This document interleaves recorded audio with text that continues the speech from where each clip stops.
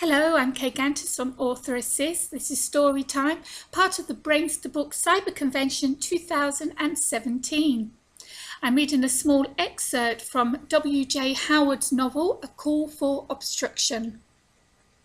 The OTG parking lot's blocked by a couple of car carrier semi-trailers parked willy-nilly across the lot are a dozen or more new OTG vans.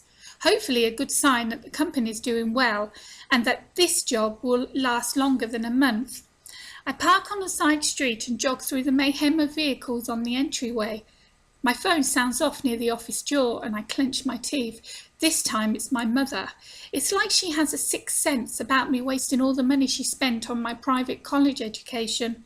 The fact that I acquired a computer science degree at 19 burns a little more with each unskilled job I take and lose. How can a smart boy be such a loser? My finger swipes hard against the surface to ignore her call, but she always calls twice, and after counting to 10 in my head, the device announces another incoming call from Mum. Only this time the screen blanks out after the first ring. I press the power button. No response, despite the half-charged battery. Why argue with good timing? I put my phone in my pocket and step inside the OTG lobby. The place is deserted, even though Marjorie says she's always here. Her office is nothing like the typical delivery drop-off site, reminding me more like my grandmother's basement or an all-time warp into the 1970s. Wood panelling, windowless walls and dark brown cabinets along one wall make the room eerie despite the fluorescent lighting. An empty liquor bottle scattered across an olive green countertop and beside the colour-coordinated refrigerator could explain her confusion about the accident. The smoke rising from the ashtray on a nearby table tells me that she's prone to bad habits, but who am I to complain? My other bosses this year run stiff competition for worst manager of all time. "Barry, you made it," says a now familiar voice that seems to come out of nowhere. I jump, turn and look downwards. A hunchback crone with flaming red and orange streaked hair stands beside me. Either she's light on her feet or a magician in her spare time. Her hairdo is combed upwards like a troll doll, lifting her height up to nearly 5 feet. The woman sure likes orange. It's also the colour of her leggings below a blue oversized Broncos t-shirt. She holds out her hand. "Marjorie!" We shake and electricity surges up my arm, and when I stumble backwards, she lets go. A crooked smile turns to one side, a puckered mouth, and she winks. "You find the warehouse okay?" Her breath packs a punch, smells like raw hamburger rotting in an ashtray. With eyes popped wide from the lingering electricity, I nod my head. She points towards the table and leaves me standing in the middle of the lobby. I follow, stroking my vibrating knuckles. At the table, a chair slides out and hits my leg. I pause. The last half hour replays in my head. A strange fan, an unexplained phone call, and now the furniture moving on its own.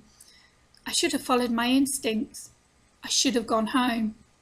I peer across the table to tell her I am leaving, but Marjorie's charcoal eyeliner spirals around a bloodshot gaze. She draws me in like a tractor beam. In a slow, hypnotic hum, she says, "Have a seat." I flop in the chair, but not by my own free will. Set in front of me is a foot-high stack of paper that wasn't there a few seconds ago. I open my mouth to ask about it. Marjorie shushes me and reaches for the remnant of what still smouldering cigarette that's in the ashtray.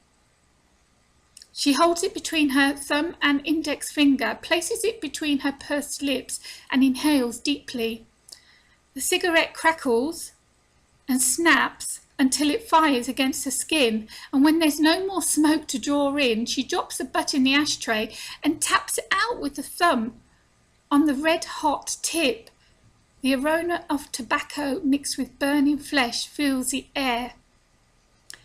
"Before you can work for us," she pauses to lick the ash off her blackened fingertips with a serpent-like tongue, "you must agree to a few employment terms and sign our standard contract.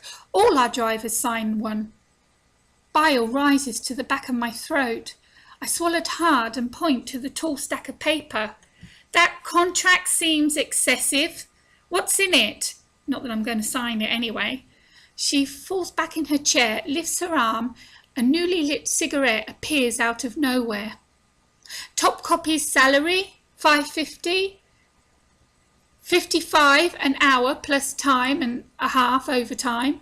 And there's other standard stuff like liability and such. She flips her hand as the latter part is unimportant.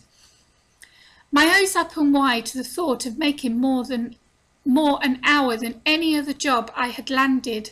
But I don't like that this lady can make me sit like a trained dog.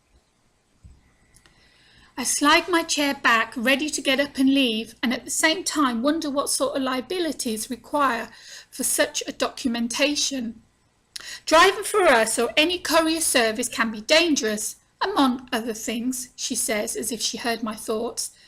Are you talking about accidents? Are these like insurance forms? Sure. She picks up a pen and holds it out, like insurance forms.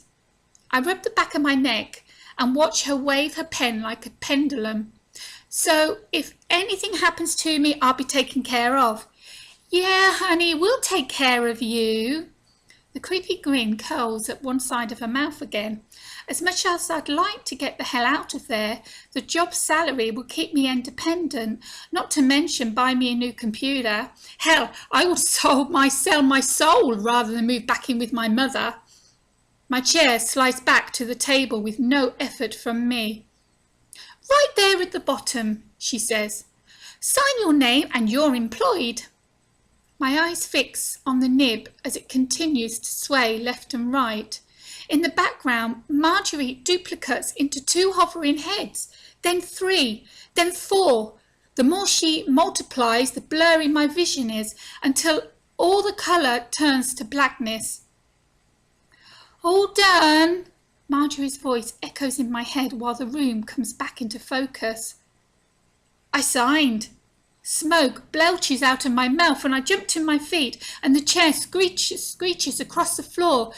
What did you do to me? She stands and pulls the tall sacks of paper to her side. Be here tomorrow morning at 6 o'clock sharp. I don't think so. More smoke escapes my mouth and clouds my vision. I turn around full circle and find I'm wasting my breath. There's no one left in the room but me. I hope you enjoyed that small excerpt from the novel by, where are we?